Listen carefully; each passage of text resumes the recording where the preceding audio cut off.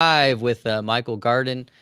He's going to be talking to us tonight, late night, Friday night, live stream about icon veneration. Also, Barrel Age Faith has finally hit 1,000 subscribers. I think we're at like 1,000 subscribers. So I'm live with him doing a live stream to kind of also celebrate that, which is fun. So thank you so much, Michael, for coming on the show. How you doing tonight? Doing great. Thanks for having me on. I've really appreciated the quality that you put out, Kyle, and I'm excited to share some new stuff, some evidence that I haven't yet presented before, and also even just to talk about what icons are, the kind of meaningful effect they can have on a person's life when they're used in an appropriate and reverent way. And I hope that it'll be compelling for people that are unconvinced and encouraging for people that, um, whether they're Catholic, Orthodox, or Anglican, who already do have icon veneration practice. Yeah, I mean, you type in icons into Google, you're gonna get 2 different things. Probably you're gonna get, like, icons in the marketing world, right? Like Nike and Yep. what we see in our sort of consumeristic, commercialized world, and then you're gonna see icons that we see in churches, and there's just quite the contrast between those 2 worlds, and so I'm excited for you to talk about, like, what icons are tonight, and then also for those who are skeptical that we should use them in our worship spaces, and maybe there are people who are like, oh, maybe it's fine to have some images in your worship space, but there shouldn't no be no veneration, no commemoration. And so we'll talk about evidences why that has been a part of the Christian tradition since the beginning. Yep. So really excited for your presentation tonight, and we'll go ahead and we'll just jump right on in. We'll give you the floor to go ahead and do that. I should also say, oh, Sure. before we do that, subscribe to Michael Garton's Substack. I've got it in the links on YouTube. Uh, and you can get updates on all the work that he's doing on icons in the ancient church. He's also working on a book, and I think I think you said maybe 90% there. Yeah, that's right. And so things have progressed quite a lot since those first two videos that I put out on Sarah from Hamilton's channel. And yeah, I would say I'm roughly 90% done with book one of three. The project kind of it kind of like cascaded and exploded after a while. At first, I was just aiming for like one kind of short, quick book, but I got into this topic because my godson, he had pointed Dr. Gavin Ortland's video out to me back in January, and wow, it's crazy. It's almost been a year since that was put out, and uh, the more I started to dive into it, the more it seemed like there was something missing in some of the responses online. Like they were good, but they primarily were like undercutting his claims as opposed to like putting forward positive evidence. And so I prayed for guidance from God about studying this and about trying to uncover the truth and help other people to see that. And at first it was kind of slow, but after a while, it just really feels like the evidence kind of poured in, and now I like have more than I know what to do with. And so in the process of thinking about all the different kinds of evidence that I have, I started to even reconsider after a while whether there might even be references to icons in a sense in the New Testament itself. And so I think that would be book three, is to sort of take another look at that. And there are scholars I've come across from time to time who will say, like, hey, this passage, you didn't realize this, but this might be a reference to portraits, or this might Mm. be a reference to an image of the emperor. And I've come up with a couple more where I'm like, I think that might be talking about an icon, but it's sort of just said in a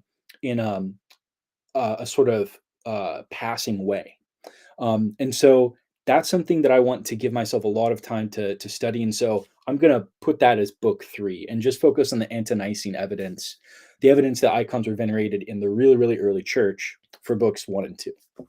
Oh Yeah. well, we'll be praying for your efforts. I've loved seeing your work already on Swan Sona's channel and Sarah Hamilton's channel. They're both great presentations. So this is going to complement those similar things, but also new things. And so just so happy that you could come on to Parallel Age Faith tonight on a Friday night.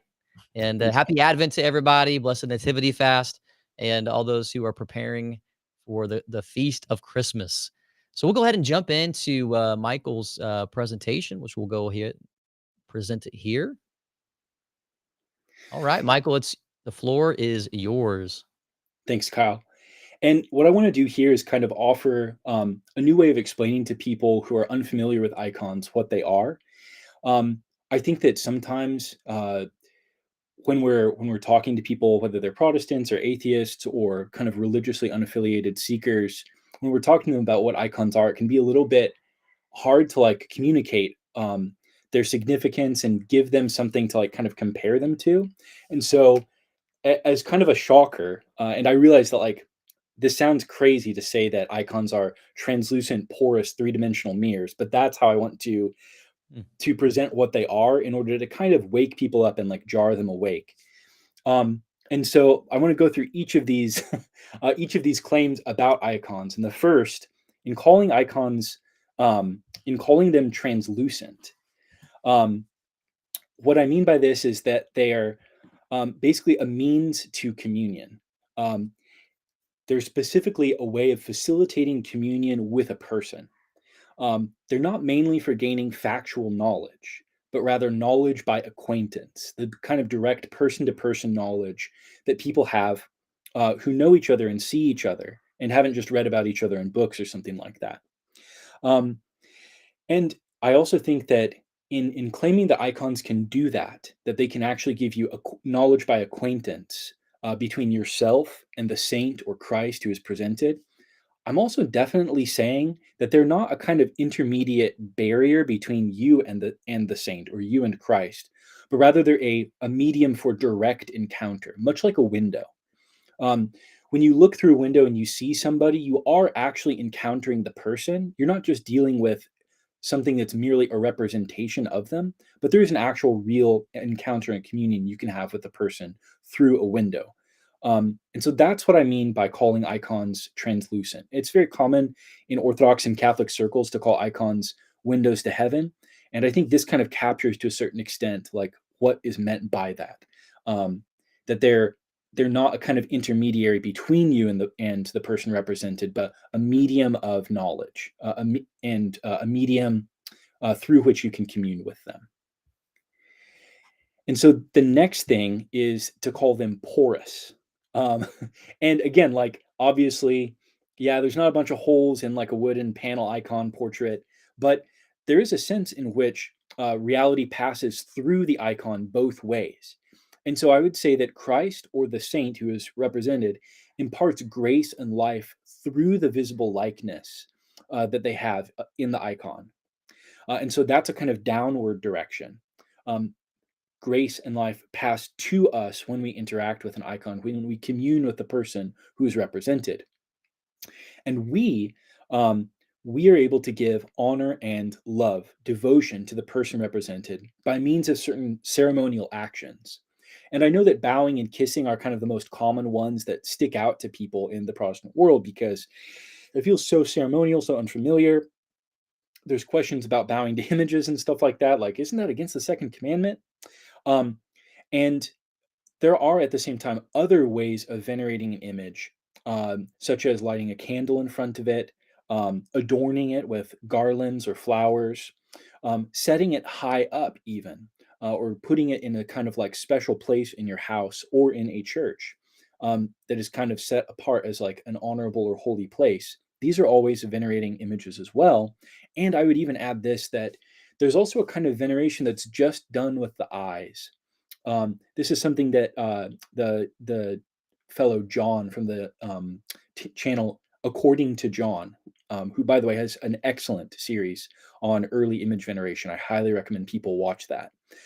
He's pointed out that like a lot of the venerating that he does of icons in his church, they're not even necessarily all touchable or easy to bow to. Christ Pantocrator in the ceiling, we venerate him by looking upon him with reverence. And this kind of interaction with images, just with our eyes, is something that anthropologists have recognized is part of ritual related to images, and they call it the cultic gaze or the cultic stare, where you're not just looking at something as though it's like an ant crawling on the ground, but you're like looking with reverence, basically.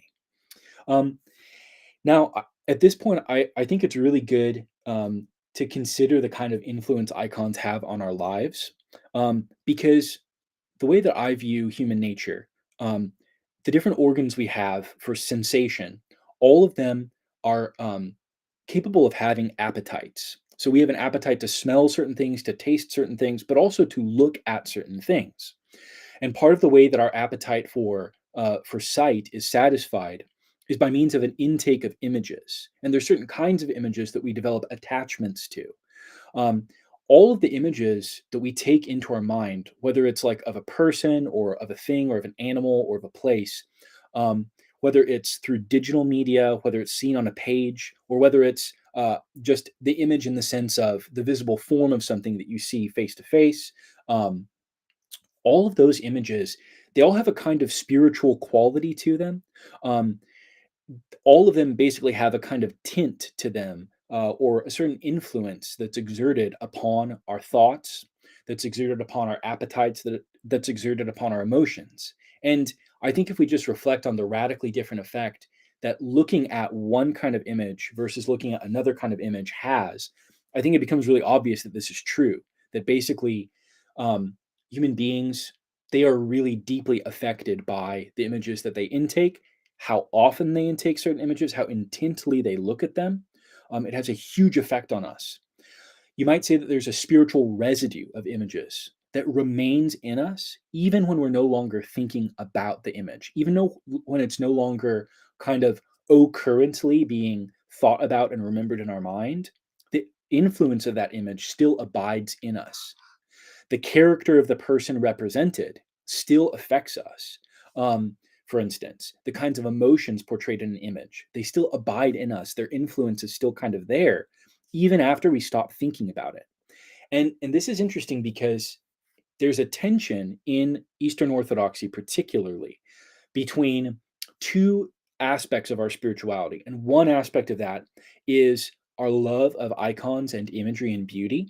And the other aspect is an utter rejection of the use of mental images when we are doing unceasing prayer or when we are seeking to do um, the devotional unceasing prayer of the heart.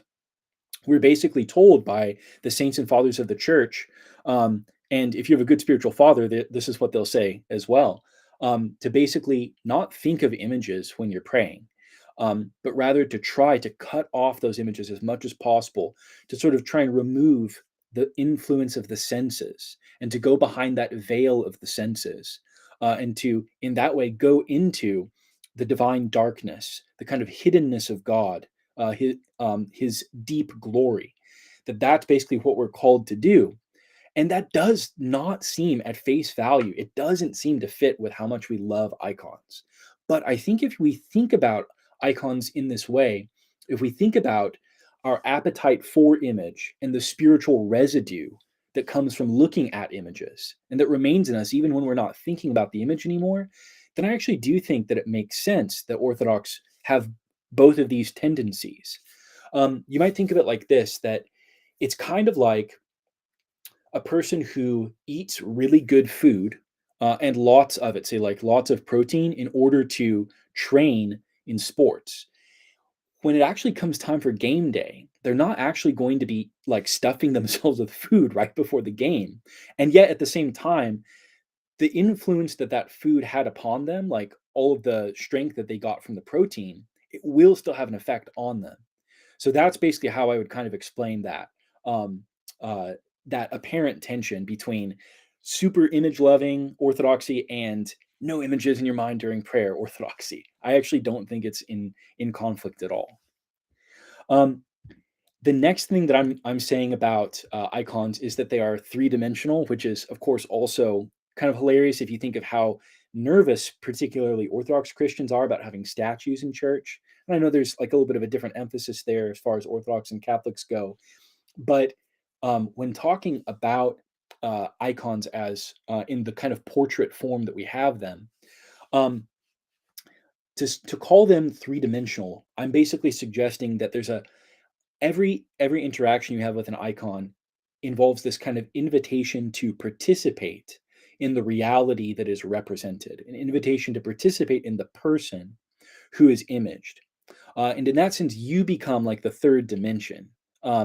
You're kind of becoming embedded in the interaction with that image.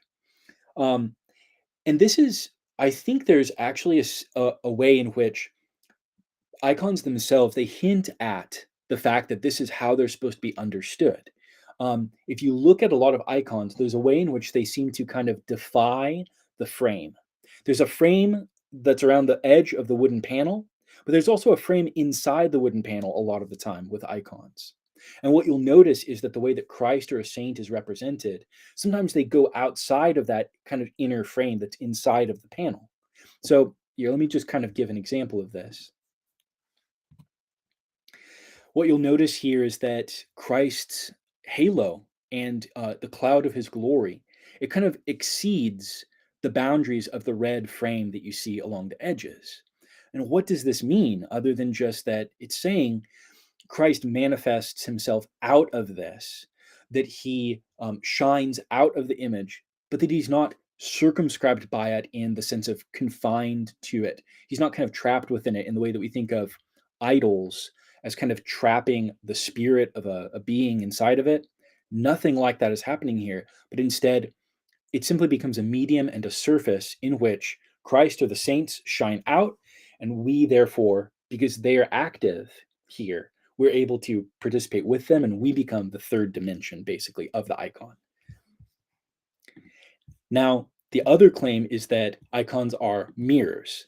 And so, what I mean by this is that, first of all, that there's a sense in which icons kind of reveal reality to this. This is something that's an insight that gets repeated over and over again in the videos of Jonathan Peugeot. This is something that he really tuned me into, that the way that icons are structured, a lot of them, no, really all of them, basically, but particularly some of the narrative ones that portray biblical scenes, although also the portrait ones that portray persons, they have a kind of there are patterns in them that seem to kind of correspond to things in the world. If you look at a nativity icon, for instance, you'll notice that there's the upper register of the nativity icon and the lower register. And in the upper register, you'll see angels, you'll see magi, and you'll see the star. In the lower register, you'll see shepherds, you'll see animals, and you might see Saint Joseph being tempted by the devil, basically. That's in some Orthodox icons. And in the center, you'll see the Theotokos, who looks almost kind of like a heart. And you'll see Christ as like the light of God that's entering into the human heart.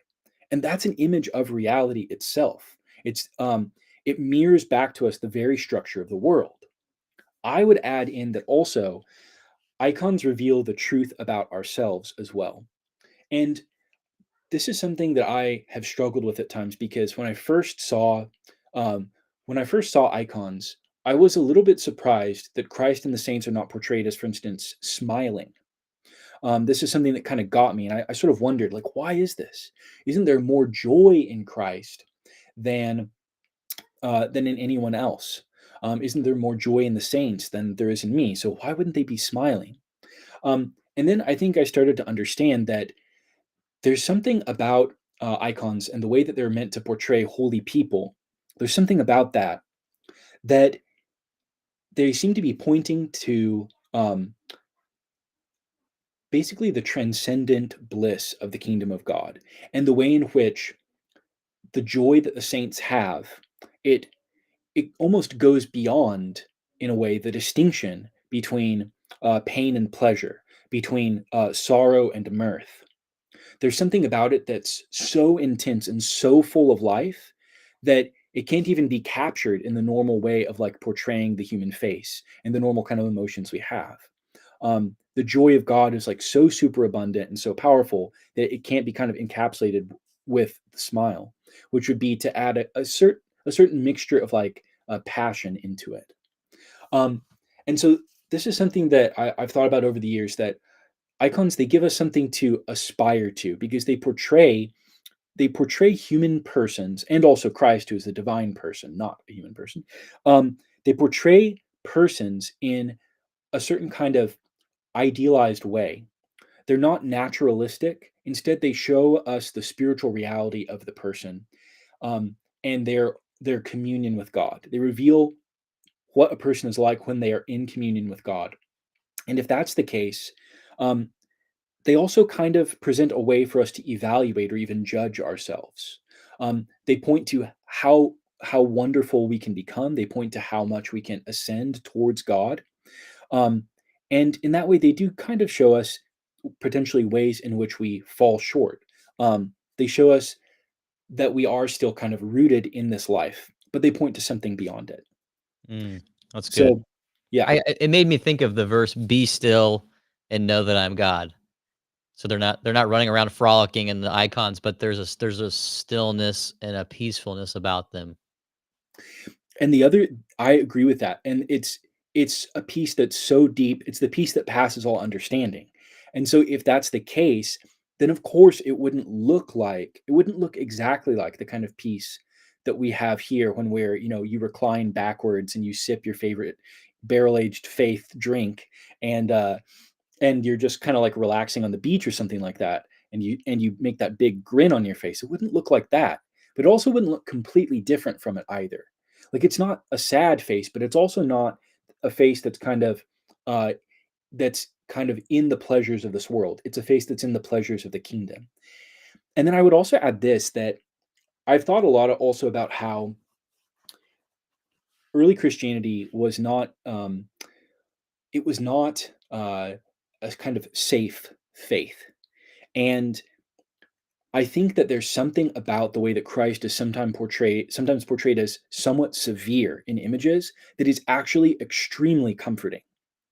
Because if you're someone living in, say, the Middle East in the sixth century, and you go into a church and you see just a kind of slap happy faced type image of Christ or one of the saints, and just this big, grin, it's not clear to me that that inspires a confidence that Christ or the saints is going to protect you against very real physical dangers, and also the danger of apostasy. There's a kind of there is a kind of comfort that comes from seeing that Christ is glorious and even fearsome in how he presents himself.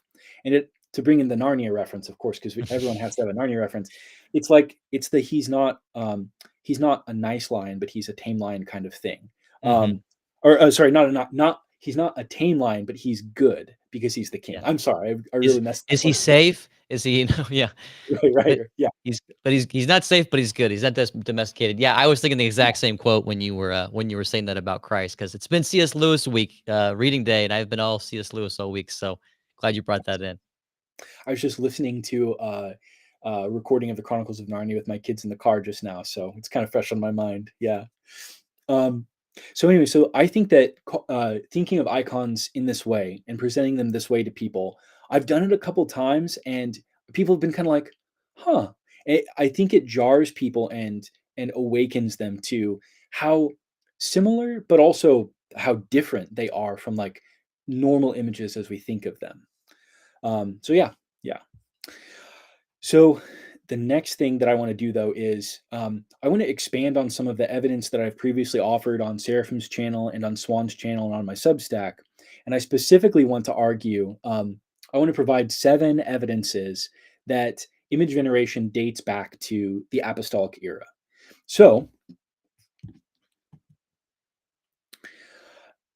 as we move into this, I think it's important to consider how to kind of properly frame the evidence and set kind of expectations about what we're looking for. Basically, when we're looking for evidence that images were venerated in apostolic times, um, we do need to note that there's a distinction between what we can know and show using scholarship versus what can be known by the living tradition and the authority of the church. So I don't think that anything necessarily has to hinge too much on this evidence, in the sense that if it can't be shown with, say, certainty or something like that, that image veneration is apostolic, I don't think that that necessarily creates a problem. That being said, it is encouraging to see evidence put forward that's like credible on a scholarly level, and also that would be persuasive to people that don't have a sense of trust in that living tradition of the church and in the authority of the church. Um, and so that's what I'd like to try and do, is to push that, um, and to try and show that it's very plausible, that it's quite likely that image veneration is apostolic. Um, this is going to involve appealing to testimony of written sources outside the New Testament that can give us knowledge of the apostolic era. And I don't think that this is a problem at all. Um, there are plenty of sources of evidence that we have about things happening in New Testament times and even in connection with people and places and events in the New Testament that can be kind of details filled in for us by secular or Jewish or later Christian sources. Josephus, he'll talk about the hierarchy in Jerusalem with Caiaphas and Annas. There's Roman sources and archaeology that confirm details about Pontius Pilate. And the authorship of New Testament books, and I think this is very important, is confirmed by early Christian writings outside the New Testament.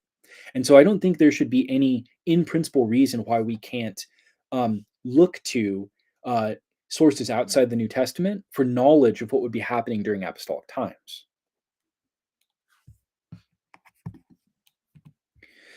And as we go into this, I also want to note that images can include more than just portrait icons. This is something I've done in detail on in other contexts, but battle standards, signet rings, ritual or cultic cups, altars, various kinds of engravings, and also just images of the cross of Christ. All of these count as images and can be holy images potentially. Um, we're looking then for a cumulative case that establishes what is most plausible. And I'm not here to lean on any single piece of evidence. The goal is to kind of show there's several strong pieces of evidence as opposed to trying to say there's one decisive piece of evidence. And so the question is, as we go into the first instance of this, as we start to look at the evidence, do we have several credible lines of evidence that image veneration was done or approved of during the apostolic age? And so when I say done or approved of, I think that if there's evidence that early Christians believed that it was right to venerate images, that's basically equivalent. It's on the same standing, as far as I'm concerned, to evidence that they actually did so. So I think if you can show either of those things, mission accomplished as far as the teachings of the Second Council of Nicaea go, and as far as there being image veneration that dates back to New Testament times. And I'm going to go in a reverse chronological order here. And so I'm going to start in the 500s with a quote from Theodore the Reader. I'm going to proceed through Eusebius of Caesarea. I'm going to look at second or third century Gnostic sources that seem to corroborate things Eusebius says. And then I want to look at St. Ignatius of Antioch. And also, this is a new one that I haven't introduced so far. I want to take a look at some quotes from the very early Christian document called the Epistle of Barnabas. That one will be, I think, particularly interesting because it's quite likely that's a first century document. And I'll talk about why that's the case when we get to it. I've heard it's first century from people as well, so it's good. Yeah. There's quite strong reasons internal to the text and external for thinking that it's first century. And I don't really have a great reason for doubting that it was written by the Apostle Barnabas either, frankly. The first person to attribute it to Barnabas, I believe, is Clement of Alexandria, and yeah, no one else attributes it to anyone. So, barring some sort of reason not to, I generally take that at face value. So the first piece of evidence is from Theodore the Reader. And in his ecclesiastical history, he references an event that occurs during the 400s. He says that, apologies here. From Jerusalem, Eudoxia, the Empress Eudoxia, sent to Pulcheria an image of the Mother of God, like the one painted by Saint Luke. So this is interesting because there is a tradition in the Orthodox Church, and I believe Catholics would probably also affirm this as well. Although I'm not 100% sure on that. Kyle, any thoughts? Oh, on the tradition that Luke Yeah. painted.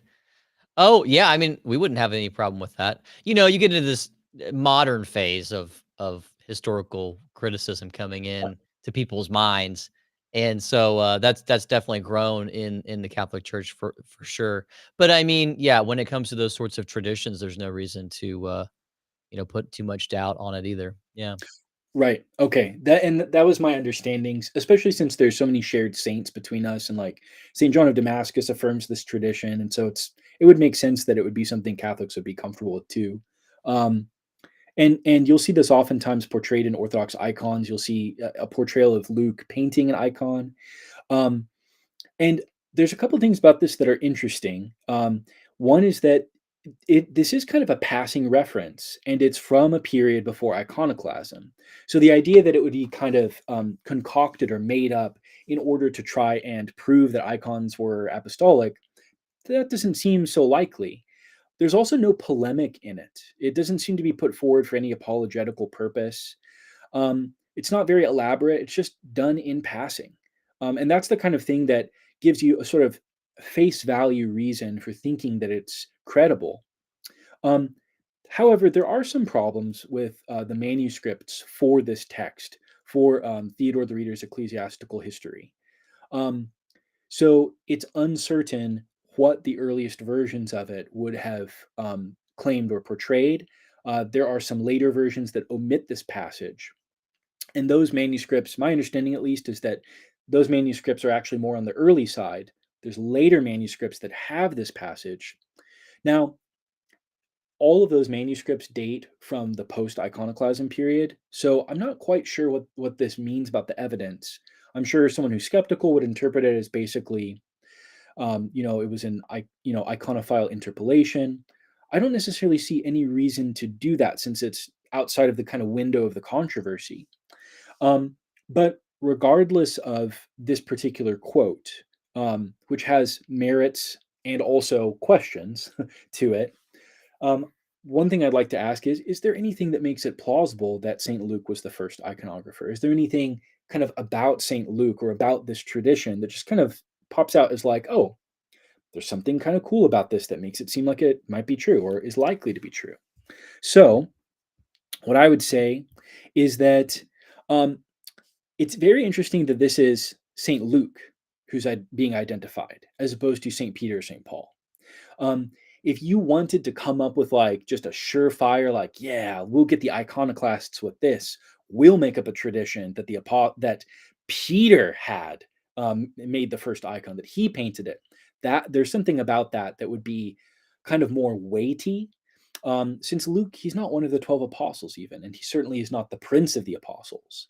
So if it were going to be fabricated, I feel like it would have made more sense to fabricate a Peter or Paul tradition.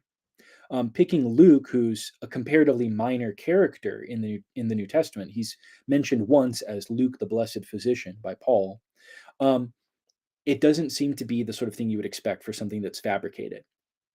There's also certain things about Luke as a physician that are kind of interesting. So physicians in late antiquity, they did have an interest in the anatomy of figures that were displayed in images. The Roman physician Galen, he talks about this miniaturized image, I think it's on an intaglio, of the story of Phaethon from Ovid's Metamorphoses. Phaethon, who, if I remember correctly, he kind of rides this like chariot of winged horses into the sky, um, because I think he's the son of Apollo. But, anyways, regardless, it's a mythological scene that's being portrayed in great detail in miniature form. And Galen, this Roman physician, he talks at length about all of the details that are on the image. There's also a tendency in some viewers of Roman portraits to show interest in the physical details of the subject portrayed.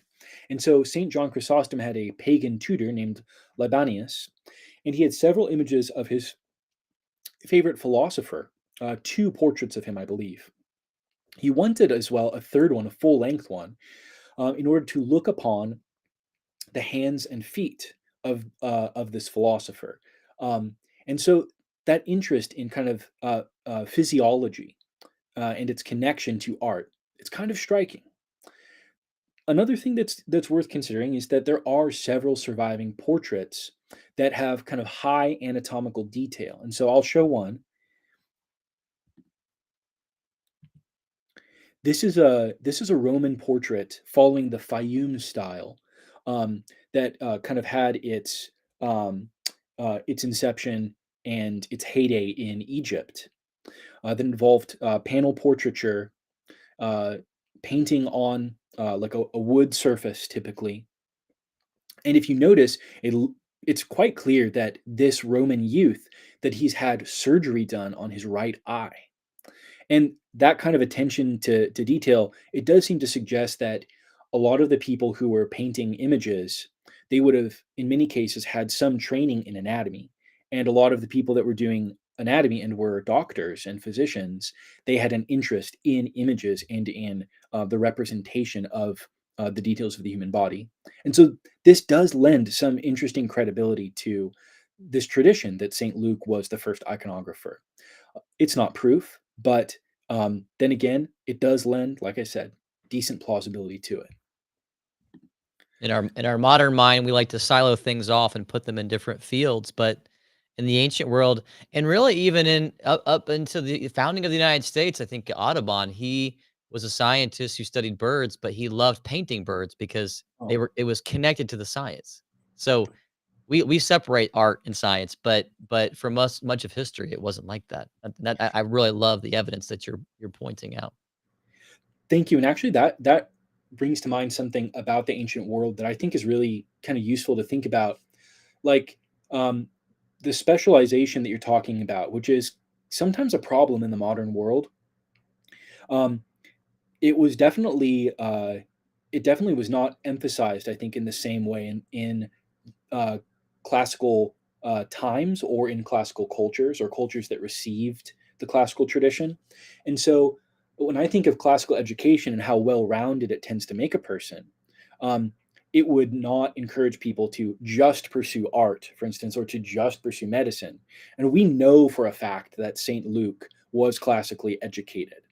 And this is because, I mean, frankly, both his gospel and Acts, they portray a great deal of knowledge of Roman history, Roman historiography, and the style and the content that goes into making a credible history, and the amount of research and the kinds of names you need, how many details you need in order to actually basically present history that is credible.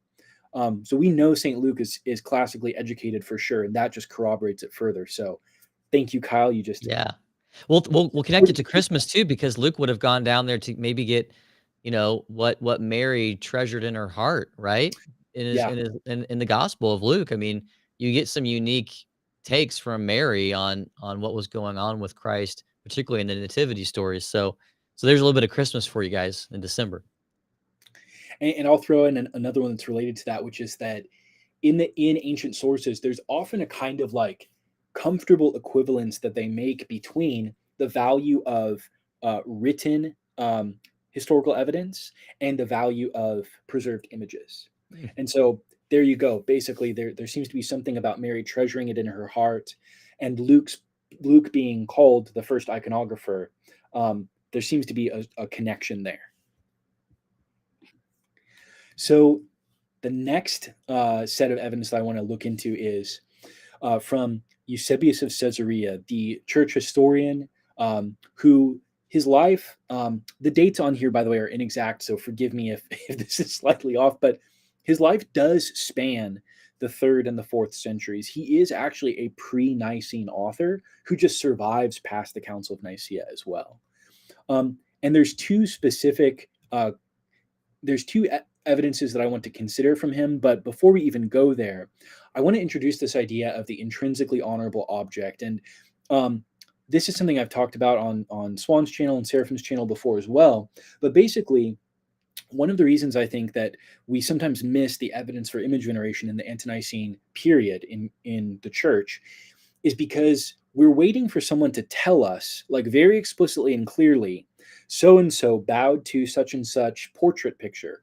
When what we should really be looking for is not just that, but also evidence that the kinds of images that in the ancient Mediterranean, that in the Roman world would have been venerated, were being used by Christians. And so I've brought up examples before, such as signet rings, um, ritual cups, and battle standards. And there are overwhelming reasons for thinking that all of these images were used ritually. Um, and so, and that's something that I'll spell out in much greater detail in my upcoming book, installments 1 and 2. But basically, there's really strong reason for thinking that these images were venerated, and that their veneration is so kind of like set in stone and clear that the very mention of that kind of image, it already implies, it already contains within that mention the implication that veneration was occurring, that the image was used ritually, that it was shown some kind of ceremonial gestures. And so what this does is it kind of shifts the burden of proof. The person who wants to say the images weren't venerated in the Ante-Nicene Church really has to deal with the fact that signet rings that Clement of Alexandria mentions, battle standards that are mentioned by St. Ignatius of Antioch, and many other authors as well, and the ritual cups that Tertullian describes Christians using in communion, and that have an image of the Good Shepherd on them. The very fact that these things are mentioned and being used by Christians, it seems to already presuppose that veneration is occurring. And then the question isn't, does this mention of this kind of object imply veneration in my world, in the modern world, in all contexts? It's culturally indexed. So does the mention of this in the Roman context, in the ancient Mediterranean context, does that imply that it would be venerated? And so I think that basically this, when we discover that this is the case, that there are these intrinsically honorable objects, it basically makes it so that the person that wants to question whether they were venerated is kind of in the same spot as someone who is told that over there is a walking stick. And then the person responds, well, how do you know that people held it with their hand? It's just kind of a misunderstanding of the fact that the very idea of walking stick already implies, yeah, of course it was like held by hand and used. So that's, I think, an important consideration as we start to look at intrinsically honorable objects. And I'm actually going to talk about a new category that I haven't gone in depth about before. I mentioned it briefly, but I'm going to talk about trophies and also about so honorific portraits. So the first reference in Eusebius that I want to look at is this statue attributed to the woman with the issue of blood from the Gospels that was set up to portray Christ's healing of her. And at the base of this image, there's this strange plant that has healing properties that grows up to basically where Christ's cloak is in the bronze image. And so Eusebius says that they saw this image while it was still standing. Now, a couple things about this. Eusebius uses this word for memorial or trophy, tropeia. And please pardon my butchering of Greek words. I'm not like super Greek fluent or whatever, but my understanding is this would be tropeia. He uses this word trophy to describe the statues. And elsewhere in his church history, in the same book, he quotes this other Roman Christian, Caius. And Caius says that the tombs of the apostles Peter and Paul are trophies. He uses the same word. And these, of course, are, in Eusebius's understanding, the tombs of the martyrs are objects that are honored, that are venerated. And we see this confirmed further by the way that Eusebius, in his book, The Martyrs of Palestine, talks about the tombs of the martyrs in the following way. He says they were placed in splendid church buildings and in sacred places of prayer. They were given to the people of God that they might honor them in unceasing remembrance. Now, this word remembrance is also used in the passage about the woman with the issue of blood, and clearly it means honorific commemoration. It means not just like intellectually recalling something, but kind of remembering something with reverence. And so the use of the word trophy and the use of the specific word for remembrance together, very strong evidence that Eusebius is saying that this is an intrinsically honorable image, that it's something that was venerated. Now, another evidence comes from the fact that in his own writings and also in other early Christian writings, we know that this statue was destroyed by a Roman emperor. And it's not entirely clear whether it was the Emperor Maximian or whether it was the Emperor Maximinus. Similar names kind of gets a little bit confusing, and they're very close to each other in time. But one of these early emperors destroyed this image, apparently while Eusebius was still alive, because he seems to indicate that it's no longer in existence while he's writing the church history. And so, uh, why would that be the case? Why would a Roman emperor go out of his way to like send troops to destroy some random image that the Christians have? Well, the easiest explanation is that this is part of an overall Roman imperial policy of the destruction of Jewish and Christian holy sites. And we know that that's a big part of how Rome tried to control Judea, is basically by the destruction of the Temple of Jerusalem, um, which that even comes after something that is in some sense much worse, which is Caligula having an idol of himself set up in the Temple of Jerusalem. And then we know that the Emperor Hadrian, while he was kind of tricking the Jews into rebuilding the temple alongside Romans who were helping them, all the while he actually planned to consecrate it to either Aphrodite or Zeus and not to the God of Israel. And instead, in doing this, to bury the memory of Judaism and to bury their temple underneath a pagan temple as a kind of one-upsmanship, a spiritual conquest. And so that seems to be what's going on here with the destruction of the statue, which is inexplicable unless this is in fact a Christian holy site. There's another evidence. There's another way of arguing that this image was venerated as well, which is just to note that there seems to be this kind of coming together of the sign and the reality here, where um, in the Gospels it's by touching Christ's cloak that the woman with the issue of blood is healed. And what happens with this statue? There's this healing plant that grows up to the point where Christ's cloak is. Um, and there definitely just seems to be something about this that suggests, um, other than the language of trophy, which already implies that this is kind of a memorial to the victory of Christ and that it's kind of a manifestation of his victory over apparently illness and death. Um, but this healing plant seems to imply, yeah, we're dealing with an image that contains some of the reality of the one who is imaged. And that is very natural to then venerate an image that's like that. Now, this next one I want to look at is portraiture that stretches back to the apostolic times. And in the very next passage, immediately after talking about the statues, Eusebius talks about this practice, which he claims preserves the likenesses of Christ and the apostles. And he says that this is a habit of the Gentiles, and that it's done and that this is a kind of honor that is given. Now, it does seem that the honor is being paid to the persons. So it doesn't seem like this is explicitly stating that someone is venerating these images. However, the question I have is, what Gentile practice is Eusebius referring to that's supposedly so well known? Um, as is likely according to a habit of the Gentiles to pay this kind of honor indiscriminately to those regarded by them as deliverers. So, what the creation of what kind of image is so kind of common among the Gentiles that Eusebius thinks he can just make a passing reference to it? Well, we actually do know what kind of practice this is. It's the practice of honorific portraiture.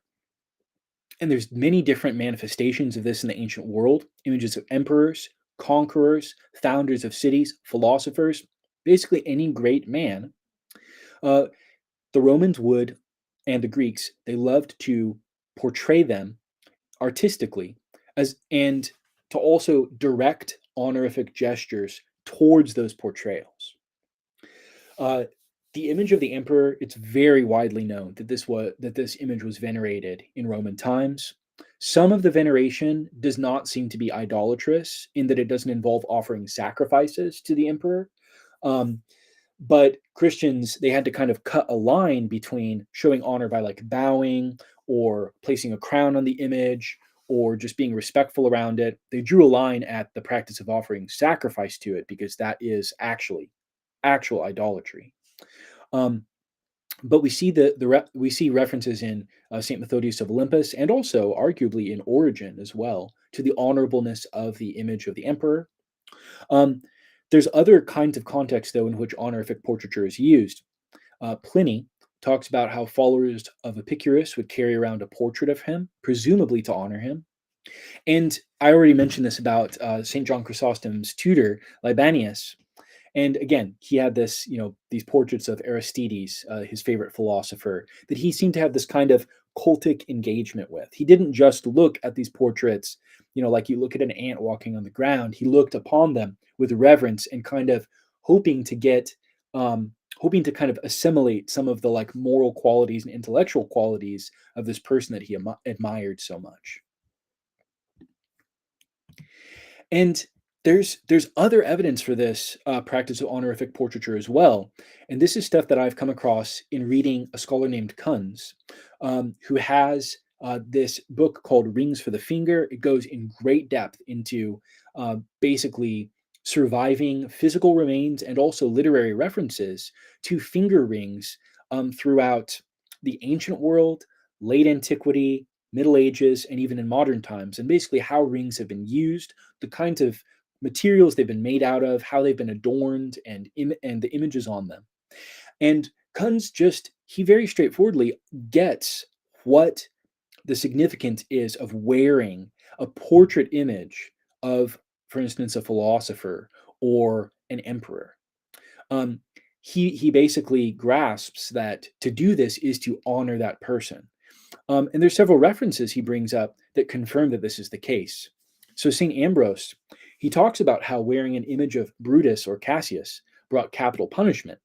And it kind of makes sense that these kind of traitors to the emperor, that to wear their image would basically be kind of a way of saying, like, I'm associated with these men, I honor these men. Um, and so Kun says the wearing of such a ring would imply not only an admiration of the person figured, but also devotion to his cause.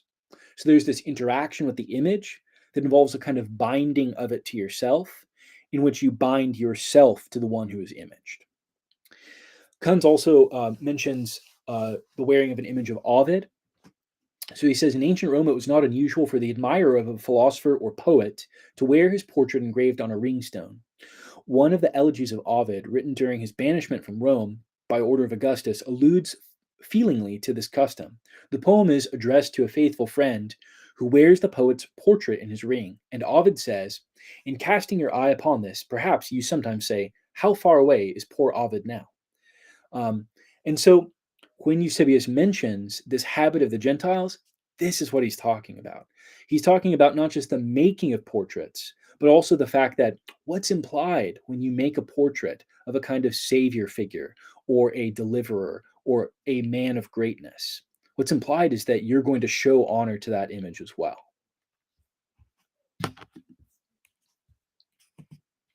Now, as we go towards these Gnostic texts, I want to give a word of caution. I'm not going to be making the claim, which would be foolish to make, that, well, Gnostics, some of them in the second or perhaps third centuries, some of them venerated images. So therefore, image veneration must be great, right? That's not what I'm going to be arguing or claiming. That's obviously very silly.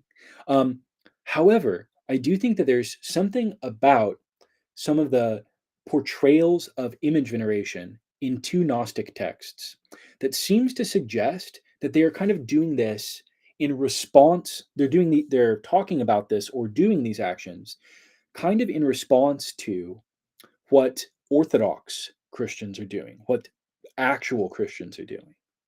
And so to get a grasp of this, I want to start with something that's not related to images.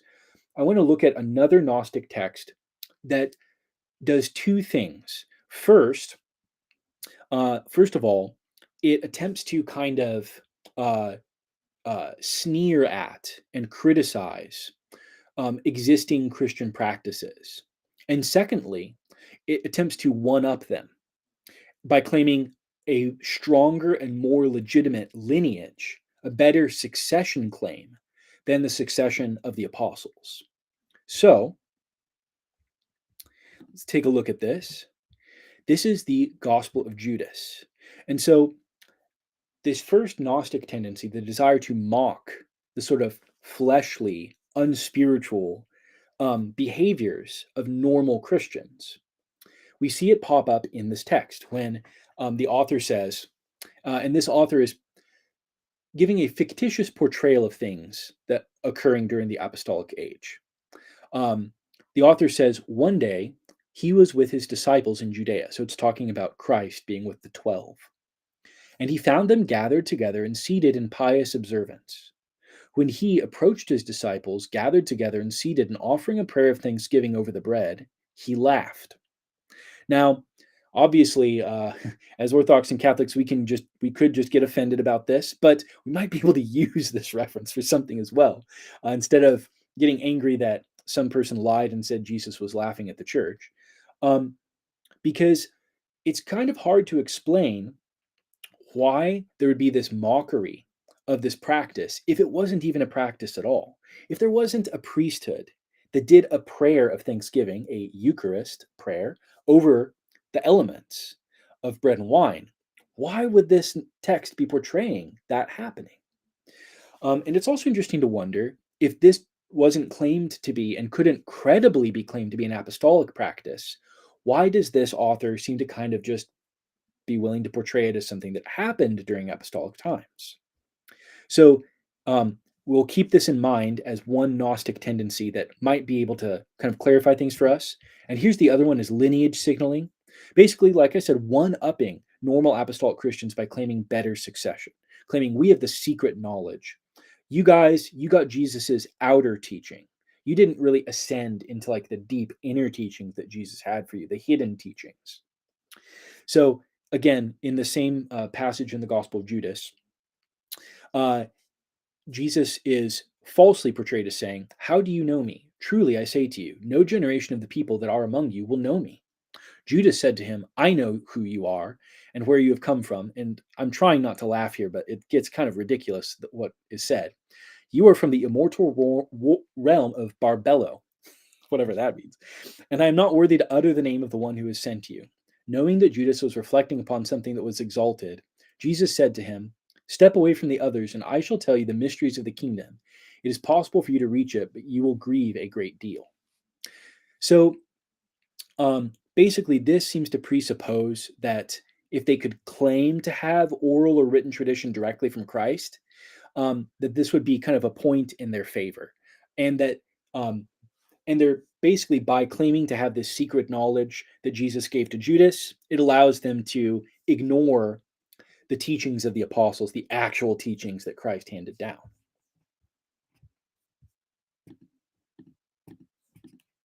So the first Gnostic source I want to look at about icons is this. It's the Acts of John. It's dated from the 2nd or 3rd century, and um, it portrays a disciple of Saint John, a former pagan named Lycomedes, whose wife was raised from the dead by the prayers of Saint John to Christ. It portrays him setting up a portrait of John, crowning it, lighting tapers in front of it, and setting it on pedestals. St. John, fake St. John, again, it's kind of like Judas in the Gospel of Judas example. Fake St. John, Gnostic John, he then says, "Which of your gods is portrayed here?" And Lycomedes gives this interesting answer. He says, "He alone is my God, who hath rescued me and my wife from death. But if after God we may call men who have done good to us gods, then thou art the God who is represented in that picture, whom therefore I crown and love and reverence as having been a good guide to me in the way." And in what follows, Gnostic John changes his tune. He no longer continues to accuse Lycomedes of being pagan. And this is interesting. I'll come back to this in a moment. So Lycomedes' faith sounds more like a typical Christian who believes in the goodness of creation, who believes that God came to like save and raise the dead. The description of image veneration that's given in this text is also, it's kind of surprising. It's complicated, it's detailed, and what's really weird about it is that there's an apologetic for it. So why would a Gnostic text in the 2nd or 3rd century basically more or less state the theology of the Second Council of Nicaea and portray the practices associated with that council, the practice of image veneration and the theology of type, prototype, and deification and all of that stuff? Why would this text have that if there weren't actually Christians who were honoring images as a way of honoring Christ and the saints. It Mm. seems kind of difficult to explain. And it's interesting because Gnostic John, like I said, his accusation changes. He drops the pagan accusation and he just says, "Oh, you're not spiritual. You've drawn a dead likeness of the dead." And again, this seems to reflect that kind of um, disdain that the Gnostics have for early Christian practices. But if it's disdain for early Christian practices, then this has to be an early Christian practice. Image So veneration. Gnostic John is correcting this guy, saying you shouldn't do this? Yeah. Ah, okay. Yeah, well, okay, well, yeah, that's a good case. That's a good But case. and if there was no one doing that, why would Right, this Gnostic text have such a detailed explanation of what it is and even put in the mouth of this fleshly Orthodox Christian? Why would it put in his mouth an apologetic for it if there was no practice and there was no theology behind it at the time? right. Yeah, yeah, Yeah, that's a good case, particularly when you compare it to the example you gave about the Eucharist, where they're mocking the prayer yeah, of the Thanksgiving and say, and then doing the same thing with this idea. That is interesting. I've never yeah, heard that. That's cool. yeah, yeah. So there's another Gnostic text. This is mentioned, or sorry, it's not a Gnostic text, but Saint Irenaeus mentions in his a refutation of knowledge, falsely so called, or against heresies. He mentions the Carpocratian sect, and he talks about them possessing images, some of them painted, others formed from different kinds of material. They maintain that a likeness of Christ was made by Pilate at that time when Jesus lived among them. They crown these images and set them up along with the images of the philosophers of the world, that is to say, with images of Pythagoras and Plato and Aristotle and the rest. They also have other modes of honoring these images after the same manner of the Gentiles. Now, this seems to be basically an example of that lineage signaling that we saw in the Gospel of Judas, where Jesus, you know, goes off to the side and gives Judas special instruction, and, and basically by claiming that Pilate made this image, they were trying. It seems that you could at least plausibly interpret the Carpocratians' practice as an attempt to one up what the Orthodox were doing by attaching themselves to this kind of marginal figure from the New Testament. Not one of the apostles, but yet someone who would have a real encounter with Christ. They can claim, hey, we have this authentic thing from the apostolic age. And we're just as good as you guys, or better than you guys, or something like that. But then it does raise the interesting question of why would that make you better than the Orthodox, or why would that make you just as good as them to have and have the privilege of venerating this image if the Orthodox didn't also have image veneration practices as well? Um, so that is uh, again, this isn't decisive, but since we already know how much Gnostics love to lineage signal, there is something plausible about the claim that this is kind of in response to the claims and practices of the Orthodox and an attempt to basically be like, we have better icons than you, more or Right, less. right. Yeah, I mean, in biblical studies, we do the same thing with the New Testament, where we're sometimes trying to reconstruct, who is Paul responding to? We know Paul is orthodox and he's saying the right things, but who are the false teachers and what were they saying? We don't always have the clear, perfect picture on what those false teachers were saying, and so we use first century historical sources to help us kind of reconstruct that. And so that's what you're doing here, and it plays an important role in doing that. And so this has been very interesting. Yeah. Yeah, yeah. So, what I would say is that regarding these two Gnostic sources, there's a surprising unity in their attribution of an image veneration practice, namely crowning the image, and the fact that it's directed towards a portrait icon. Um, and yeah, it's hard to explain why would the Gnostic enemies of Christianity represent icon veneration as occurring, specifically as occurring during the apostolic age, if there wasn't something factual that kind of held them to this, because it would be so much simpler. It would just be so much simpler to be like, like Medes, like you don't even exist, or you're not even going to be portrayed as doing image veneration, or for the Carpocratians to, you know, so basically they could have instead of doing this one-upsmanship, they could have just claimed to have icons from the apostles or something like that. Um, there seems to be something suggestive of them being kind of held to account um, by what was kind of known, what was kind of common knowledge at the time.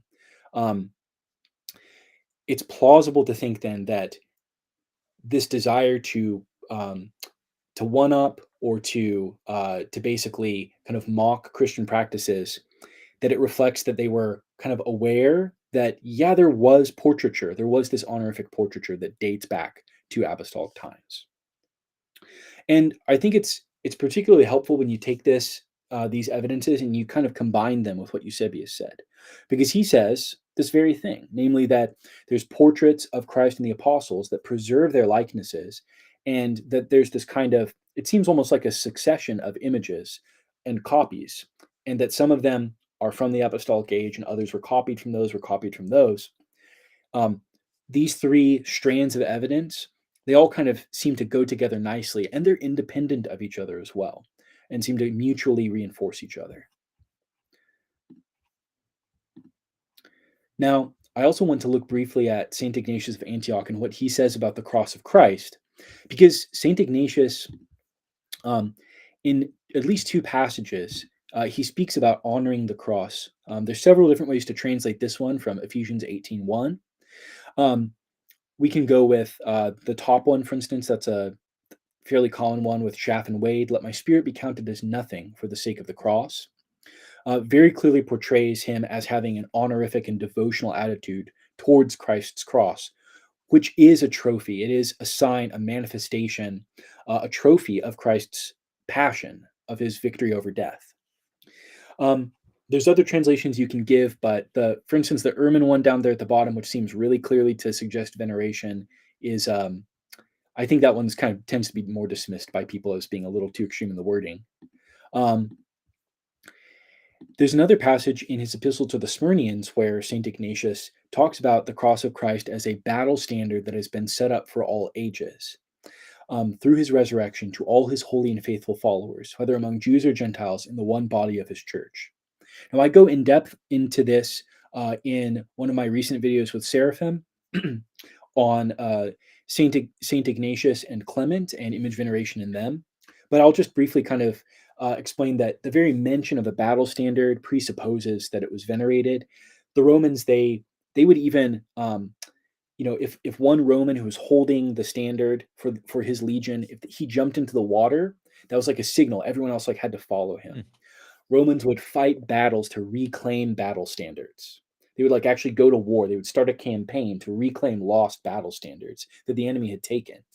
Um, and they would also place them in a special sanctuary called an Aedes, which was part of kind of their military fortresses and kind of had all of their honored images, all of their military insignia. It had its kind of special sanctuary place. They would also just, by the very practice of lifting the standard up and gathering around it, there is a kind of honor that's being given to the image. After all, if someone were to kind of turn their back on the battle standard as it's being lifted up and not gather to it, not look up at it, not follow it, that would clearly be a diss. It would clearly be a way of like rejecting the honor of the image. And so to exalt the standard or to follow it or gather around it is an act of veneration. And I think it's kind of helpful to think of like the way um, say more patriotic Americans like respond to their flag. I think that that's kind of an analogy, but you probably have to multiply that by 10 to like really capture how intensely the Romans like love their battle standards. Some of them we could actually say they straight up worship them. In other cases, it seems that what's being done is just veneration when there's no actual sacrifice involved, for instance. And when the image isn't, say, of a god. Some of the standards were images of gods, but others, like the trophy standards, they're basically made of like materials from the battlefield and are just kind of a bunch of like shields and swords and spears and stuff, and you honor it by like setting it up and visiting it, but it's not an image of a god or something like that. Kind of like the relics of the Um, battle or something. Yeah. yeah, yeah, exactly, exactly. Um, and okay, and so um, the thing that's so interesting to me about how Saint Ignatius describes Christ lifting up this standard, and people gathering around it. It's to all his holy and faithful followers, whether among Jews or Gentiles in the one body of the church.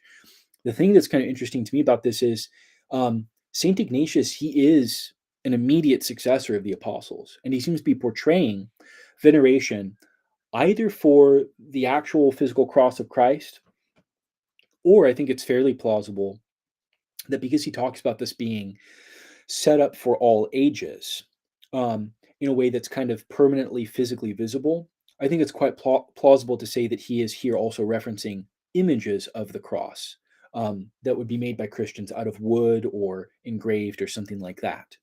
Um, but it's really significant that he's a first or second century author. And already you see this understanding that representations, holy signs, holy images are to be honored.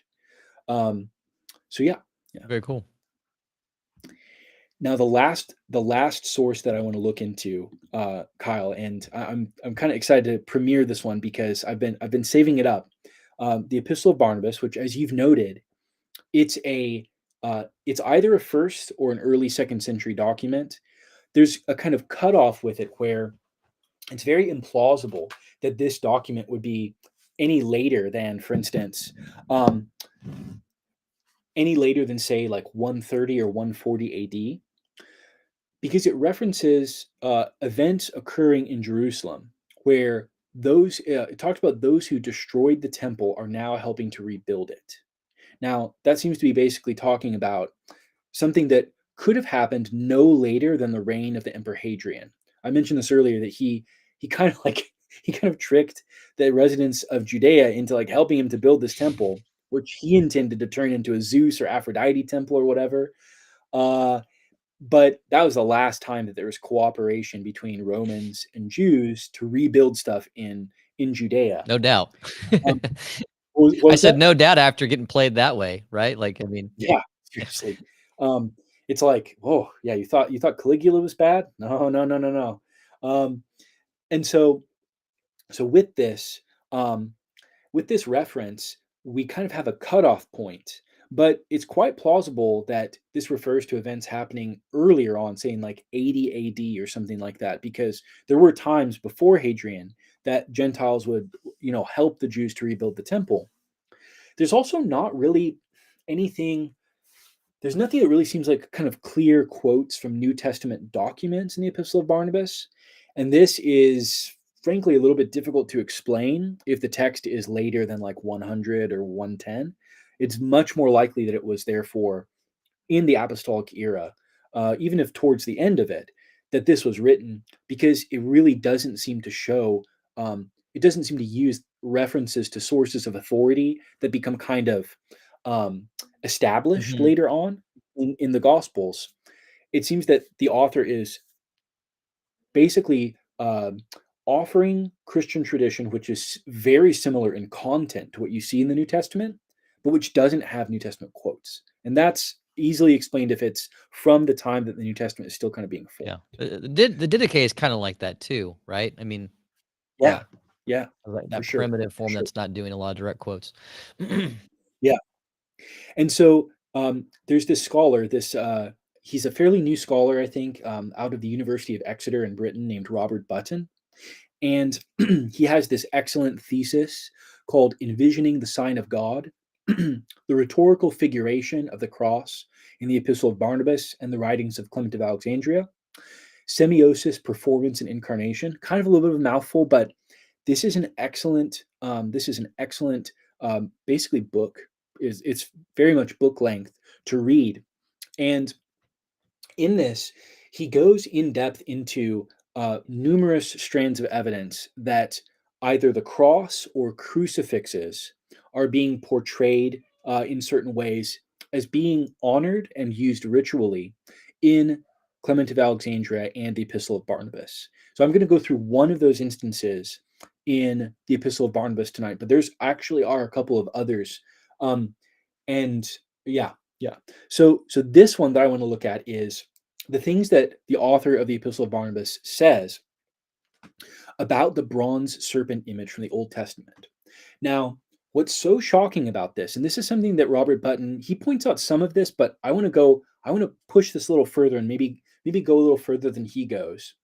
He notes that there are theological principles that seem to be going on here in the Epistle of Barnabas already that sound kind of like Second Nicaea, that sound kind of like the idea that we make images because of the incarnation of Christ. and his incarnate economy, his suffering in the flesh and his appearance in the flesh. Um, and the type prototype principle that the honor given to the image passes to the prototype that we talked about earlier. That kind of thing seems to be in here as well.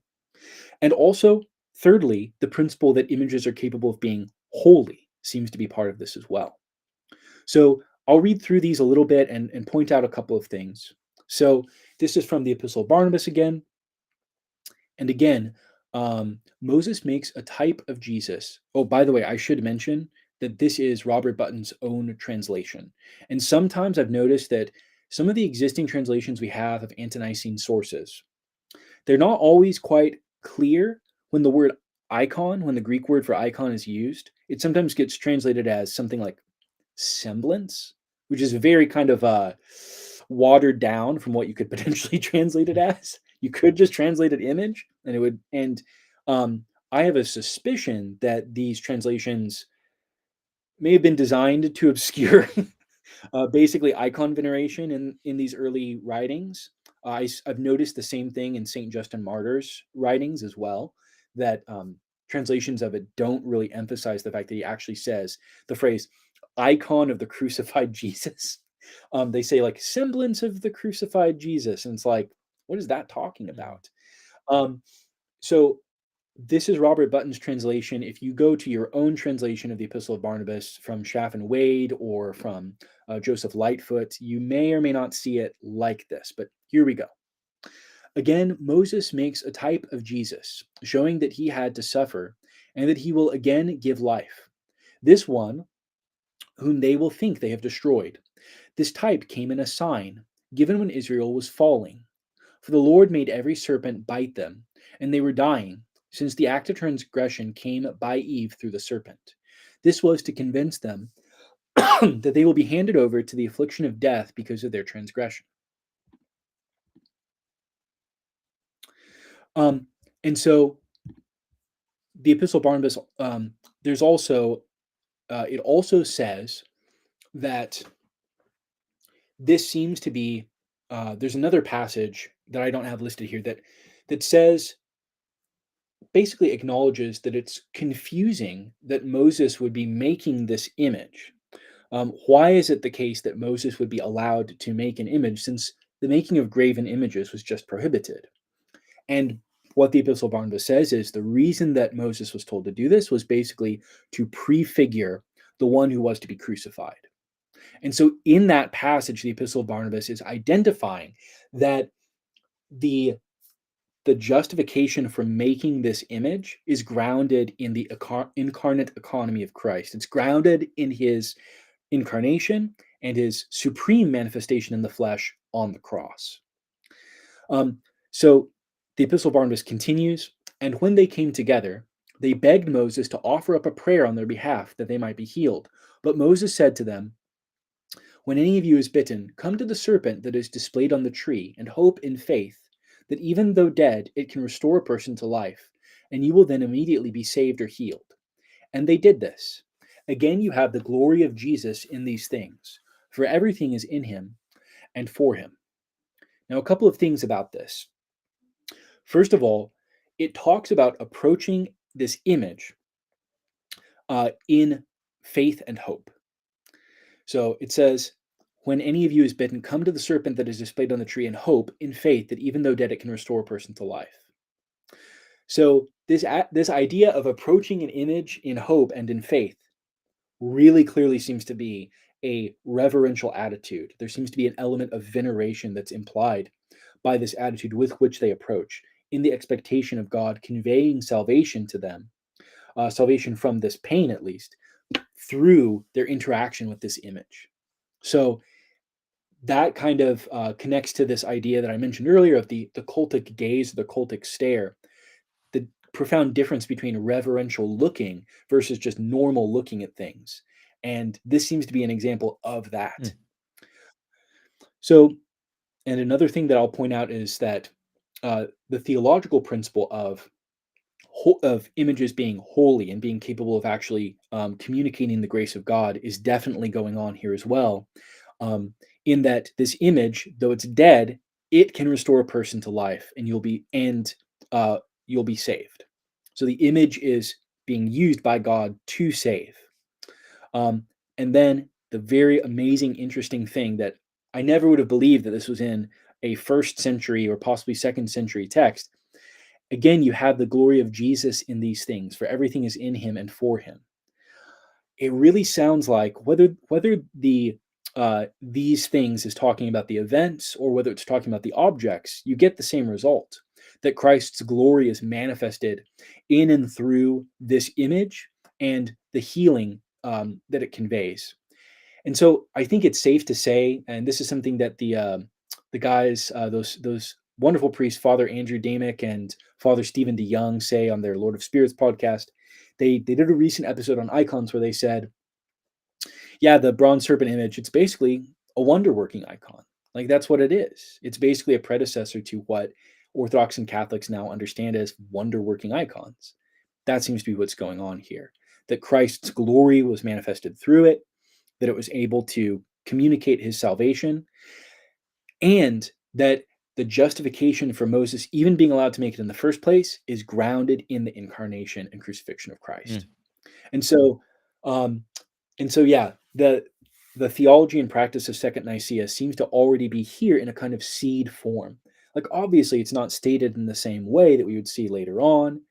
There's not an explicit reference to portrait panel iconography or something, but the basic content, the approval of image veneration, and then also the theological principles related to type prototype, the incarnation legitimizing images of God, and images being capable of being holy. It's there, it seems, in seed form in the late first or early second century. Interesting. Yeah. Same framework there going on. Hmm. Yeah, and so that concludes it as far as the evidence is that image veneration is apostolic. There are other lines of evidence that could be brought forward, but I think these are pretty compelling when you take all of them together. When you consider these 7 sources, there's a remarkable consistency in portraying Christian holy images as being something that dates back to the earliest times.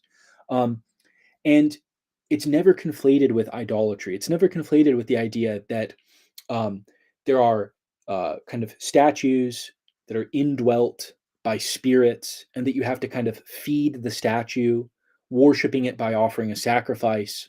None of that is ever in view. And yet, these images are shown a kind of honor that kind of reminds you, perhaps, of how Americans treat their flags or how people visit the graves of their loved ones, or so on and so forth.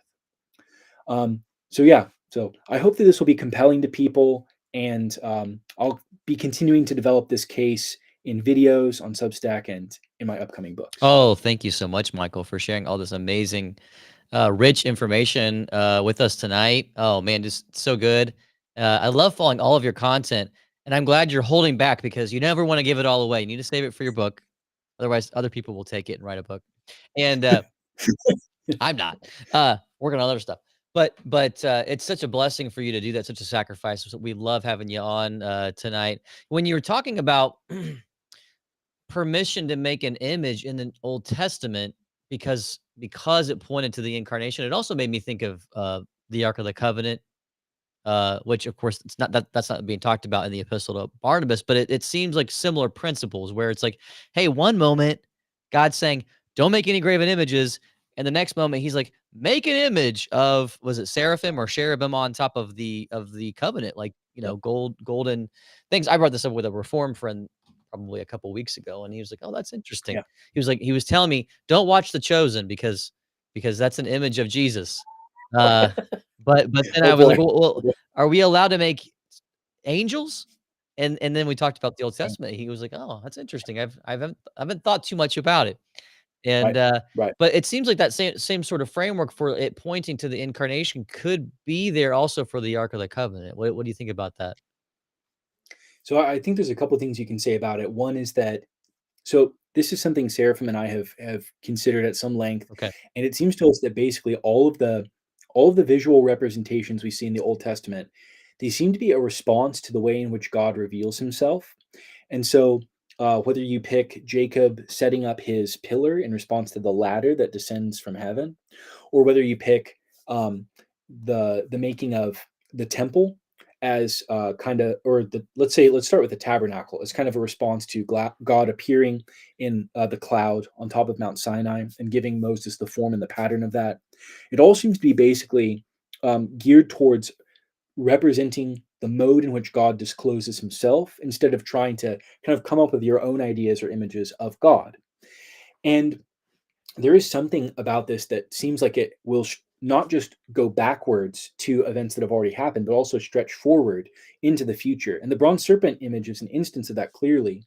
So I would say this, that there is something, the Ark of the Covenant, um, it's described as God's footstool. And um, it seems basically that the best way to understand it is that when God would reveal himself, he's sometimes described as standing in a certain place in Old Testament passages, that around him would be manifested angels. We know that there were angels in attendance around him when he manifested at the burning bush. Um, we have the reference in one of the epistles of the law being delivered, accompanied by angels.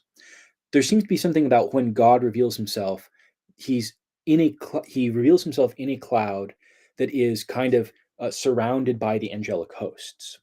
Now, if that's the case, then yeah, it does seem like there's something about the Ark of the Covenant that is attempting to capture that. Um, and what I like to say is that the Ark of the Covenant is an apophatic image. Um, it's a way of visually representing God and pointing to him symbolically by means of an Mhm. absence. Because arcs were actually quite common images in the ancient Near East. There were other images that were basically like a box with two kind of throne guardians one on each side. But what was placed in the middle in these images was um, a cult statue, an idol. And so that's what makes the Ark of the Covenant so significant, is that there's not a statue image of the God in the center of it. And in that way, the absence of the image points to God himself being real, being supreme, being different in kind from these idols. Um, and so that's something that I would say, is that it therefore does seem to be a way of portraying the fact that God manifests himself, but not in a form.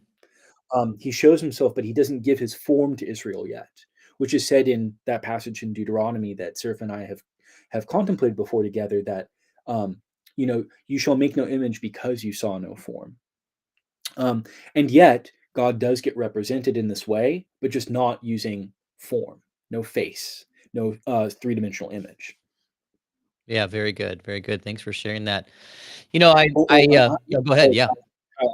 it just occurred to me, I didn't really travel this all the way to the New Yeah. Testament.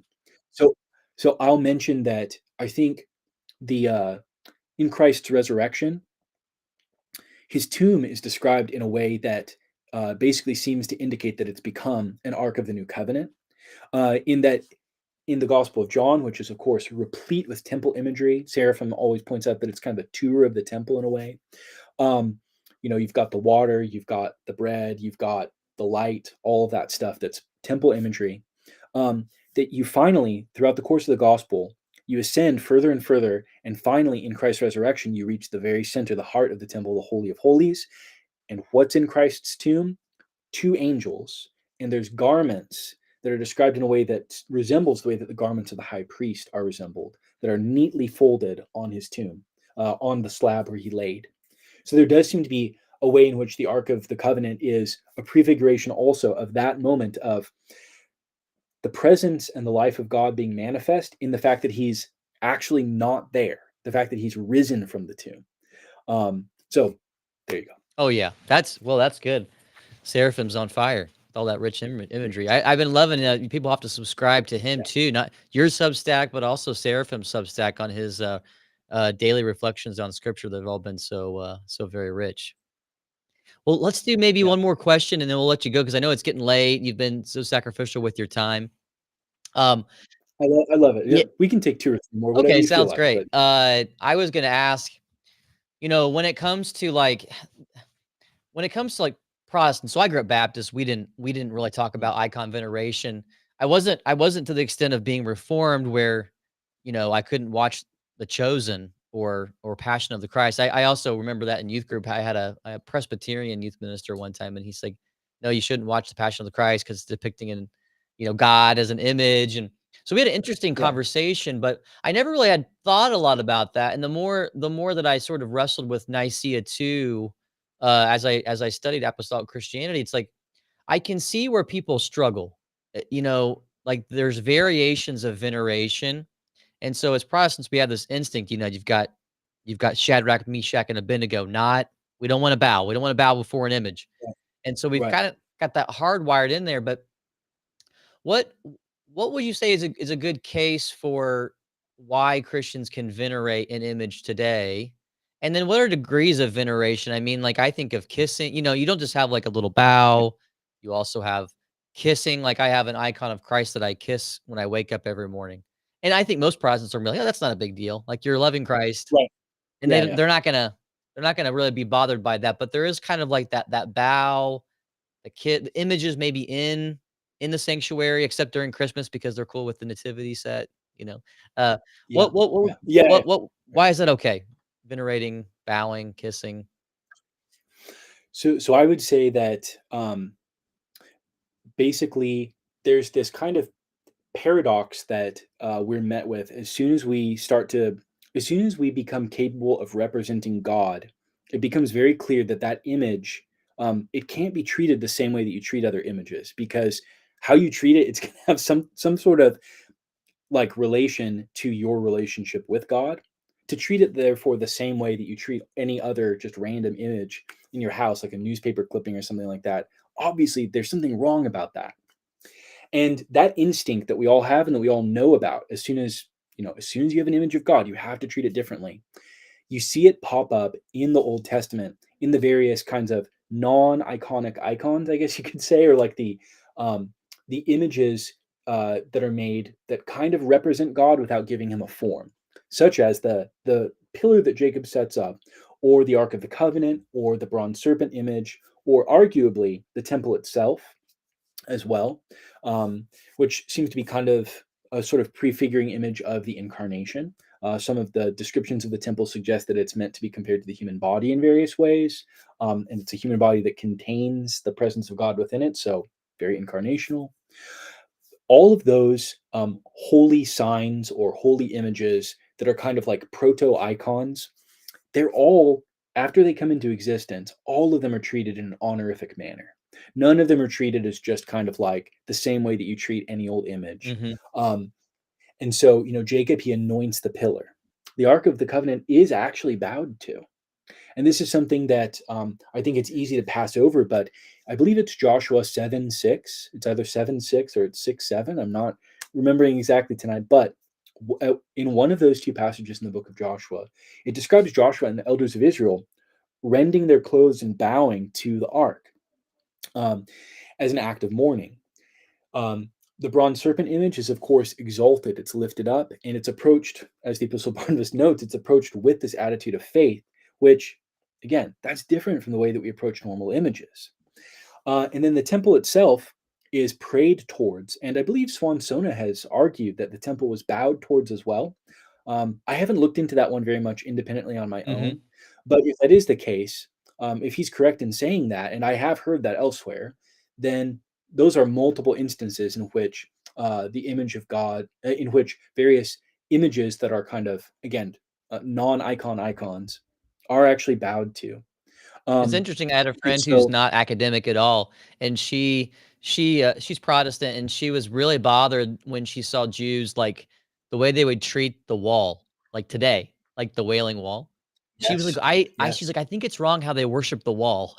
So, she just popped out and said that. I'm like, "Well, they're not right, really worshiping the wall." right, I said, "You kinda have to, like, think about, number 1, like, there's this thing kinda like sacramental thinking. There is veneration." So it was kind of my first time talking out, using the yeah, word veneration for someone who hadn't really made that distinction. I'm like, "No, they're right, honoring the wall. They're praying to God, but there's this sacramental connection between God and the presence of the temple and the wall." And so I think she got it yeah, by the end, but I was like, "No, they're not yeah. worshiping, giving adoration latria to the stone wall." Yeah. Well, and there's another good passage on this in I think I'm trying to remember which of the prophets it is. It's Ezekiel, and Ezekiel has this tour of a kind of idealized temple that an angel takes him on. And at the beginning of the tour, it's interesting, and this is something William Albrecht has pointed out, and I think it's really worth considering. That at the beginning of the tour of the temple, the angel says, "Set your heart upon what I'm about to show you," and then through the course of looking through all the things that are in the temple, yeah, Ezekiel does see images of the cherubim. So obviously, he would have to respond to that with this kind of attachment, with this kind of devotion, just as he responds that way to the other things that are represented in the temple as well. There seems to be something about the temple that was meant to be interacted with in like a ritual manner. Mhm. Um, so yeah, I think there's something to that, and I do think that distinction between veneration and worship, it is there so solidly and clearly there in those examples of, the pillar that Jacob sets up, the ark being bowed to, or even paraded, or even set in the holy of holies. Those are all ways of honoring an image as well. The bronze serpent being exalted and used as a standard, and people approaching it with faith, and the temple being prayed towards or perhaps bowed towards, all of it consistently shows us that yes, objects, they can manifest and contain the presence of God. Images can be God bearing, and when they are, the only appropriate way to respond is with some sort of honorific gesture. Mhm.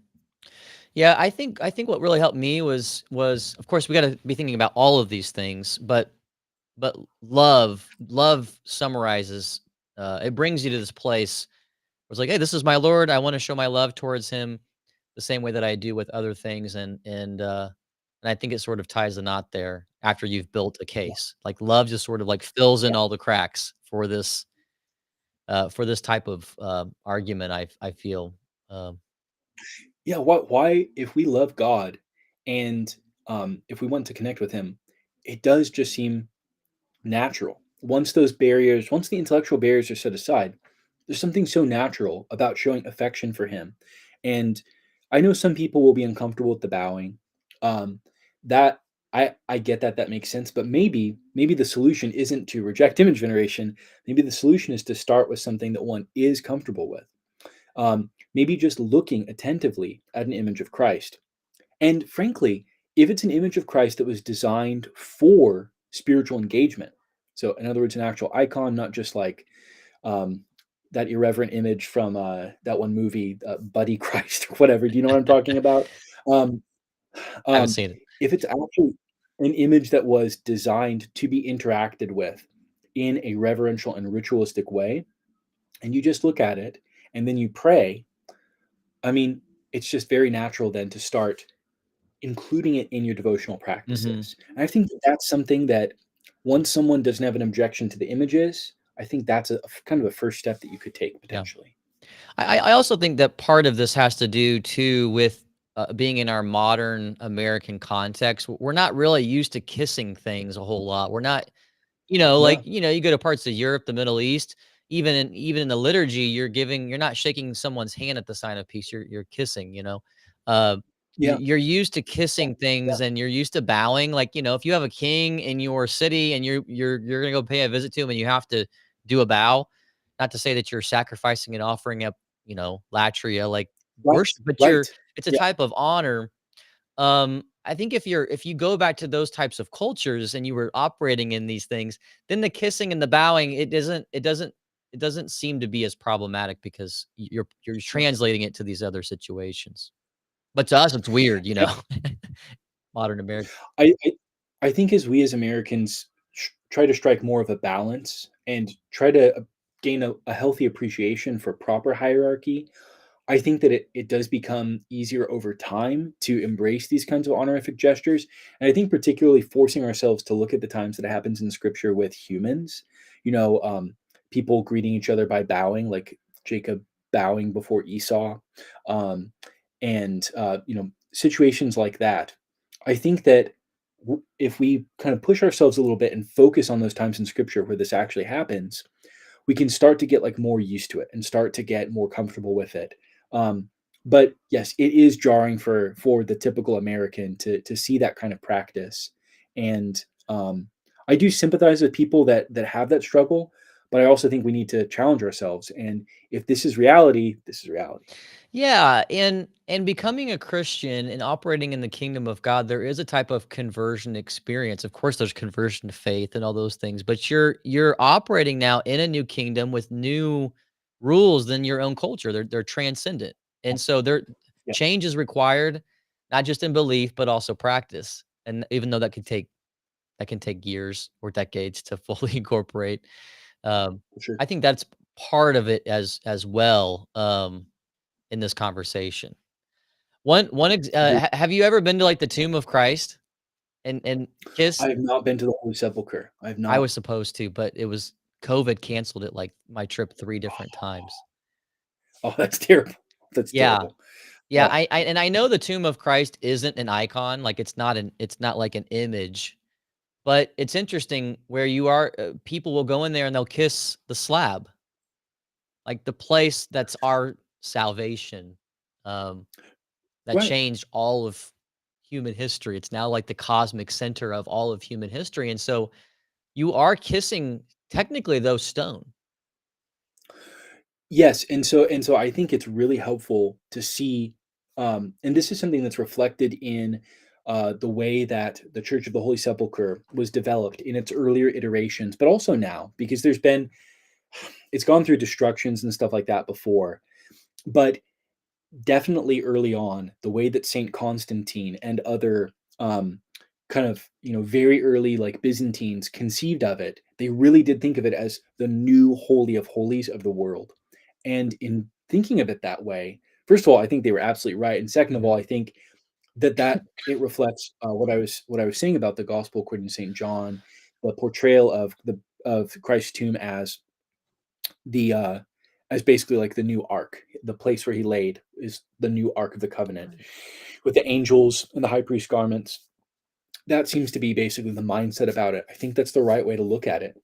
I do think that even with things like relics and um, structures, I think they can be viewed as images. Obviously, what does or doesn't count as an image, it can be kind of hard to like really narrow in on that exactly. But I do think that it counts in a way. It's a visual representation of something. But yeah, yeah, Yeah, I know people like Gavin Ortland and Eric Ybarra, good, great guys. But they'll make a hard distinction between relic veneration and icon veneration because number one, relic veneration is a lot more prevalent in the early texts. Uh, it seems to me that there's room. I want to read a lot more about this, and I want to explore it myself too. I'm sure you've done that and are doing that, but there is like this. There seems like to be this interactive middle space between relic veneration and icon veneration. Like, and I think you were just describing that. Like, there's like this spectrum or gray area where they kind of almost intermingle a little bit. So I can speak to that in a couple ways. So I personally am, let's say I'm a massive revisionist when it comes to these kinds of claims about how early certain things are. I actually, especially because of the Epistle of Barnabas and Saint Ignatius, I actually feel very comfortable saying they both show up really Oh, early, sure, which image was your whole veneration. All. presentation. Yeah, yeah, that's true. Yeah, but no, but I know that is a common thing that floats around. Um, and then I would say this that the Fayum portraiture, the Fayum style portraiture from Egypt is very interesting in this regard because it's very likely that this was basically the context in which Christian iconography began. It was a phenomenon that it was a style that tended to taper off after the first century. And so it is interesting that icons they tend to kind of they tend to basically follow that style very closely, and it seems to have basically been sort of like drilled into what an icon is. That it's painted on this wooden panel. You use like certain kinds of paints that are made of certain sorts of materials.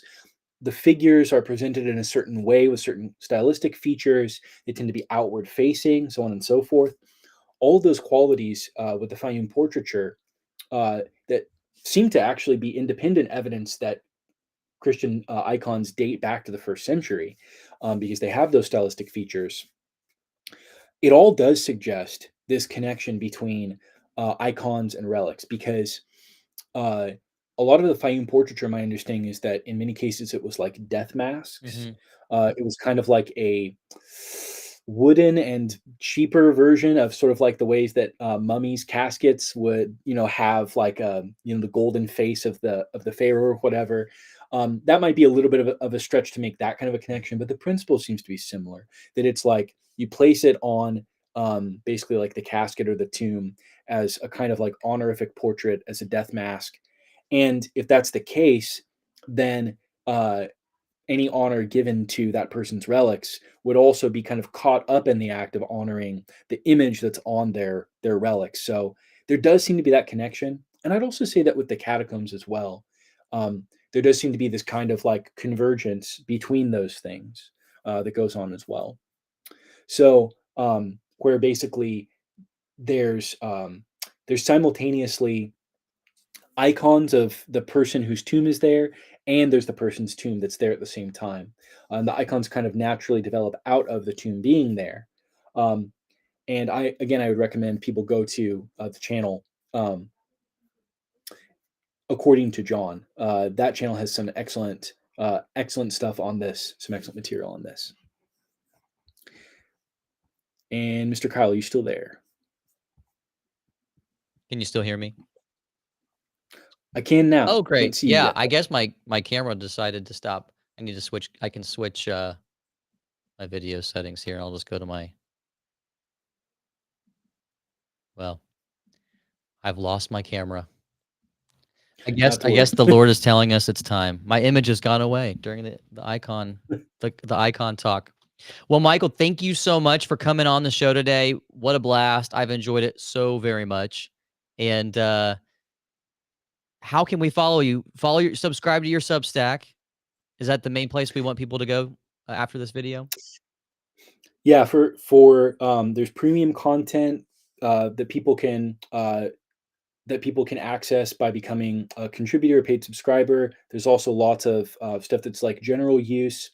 Follow me on Twitter as well, and then I highly recommend people go back through the videos that I did on Seraphim Hamilton's channel as well, and take a look at those presentations that did a really deep dive on the ante-Nicene evidence. They weren't geared as much towards specifically arguing that image veneration is apostolic, um, but they definitely lay out a really strong, I think, cumulative case that image veneration is ante-Nicene, that it's pre 325 AD. And then uh, hopefully I'll be making the rounds again sometime soon over the next few months. Once I'm done with book number one, I'd love to come back on and kind of like talk a little bit about what's going on in that book as well. Oh, we're gonna have you back on. Definitely, we'll get you selling those copies of the books, and it's just been great to see your work online. It's doing an important thing. So our prayers are definitely with the work that you are doing. I guess the Lord wanted us to switch cameras on my device so you could see my icon up there. See, there you go. Lovely icon of the Yeah, resurrection. yeah, yeah. Yeah. All right. Well, guys, thank you for joining us. Don't forget to like and subscribe this video. Follow Michael on Substack and on Twitter. Maybe we'll get into some Twitter war again. We have a really fun thread that you shared. It was great content. And Thanks, man. maybe you could just share it again. People can find it on your Twitter if you share it again. Are you thinking of specifically the one about the Eusebius and the statues, I or think it that I think one? it was that one, and it was I shared the Lord of the Rings video of Aragorn, King Yes. Yeah. Aragorn, kind of Yeah. venerating the tomb of his mother, where he's kind of like showing love to the statue that's upon Yeah. her shrine, Right. and you can kind of see the image tomb shrine kind of connection there. But that Right. was just for fun, the Lord of the Rings thing. I've got a C.S. Lewis one, which is that in Silver Chair, after Aslan saves them from the Green Lady, that his image appears on one of their shields, I think, and they say, "Let's kiss the image of our King Aslan." No So way. I, reread it, confirm it for me, but Okay, I think it's it's in funny. there. I think I it's in there. started reading Silver Chair a couple nights ago, right next to my bed. Awesome. Yeah. I love that one. I love that one. It's very good. I like that one too. I don't read that one enough, but I like it a lot. And so now I'm gonna have to steal that because I use Lewis and Tolkien to take us to the fathers and Yep, ancient Christian yep. practice. So you handed it to me, and I'm gonna have to use it in an article or video. So that's good. Sounds good.